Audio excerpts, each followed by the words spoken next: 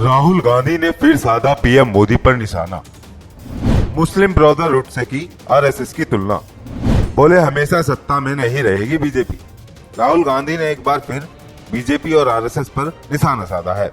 London स्थित think tank Chatham house में उन्होंने कहा कि भारत में डेमोक्रेटिक कंपटीशन का तरीका पूरी तरह से बदल गया है। इसका कारण आरएसएस नामक एक संगठन है। यह एक कट्टरपंथी और फांसीवादी संगठन है जिसने भारत की लगभग सभी संस्थाओं पर कब्जा कर लिया है।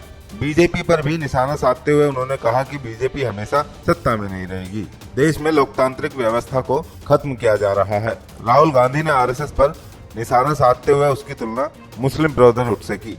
राहुल गांधी ने कहा कि आरएसएस मुस्लिम ब्रदरहुड की तर्ज पर बना है। राहुल गांधी ने कहा कि देश में एक नैरेटिव चल रहा है कि कोई भी भाजपा को हरा नहीं सकता। उन्होंने कहा कि लोगों को यह भी समझना चाहिए कि बीजेपी हमेशा सत्ता में नहीं रहने वाली। राहुल गांधी ने कहा कि अगर आप आजादी से लेकर अब तक के समय को देखते हैं तो कांग्रेस पार्टी ज्यादातर समय सत्ता में रही है। भाजपा के 10 साल सत्ता में रहने से पहले हम 10 साल सत्ता में थे। राहुल गांधी ने कहा कि एक कट्टरपंथी फांसीवादी संगठन ने भारत के सभी संस्थानों पर कब्जा कर लिया है। उन्होंने कहा कि यह बात मुझे अंदर से झकझोर देती है कि कैसे देश के विभिन्न संस्थाओं पर कब्जा कर लिया गया है।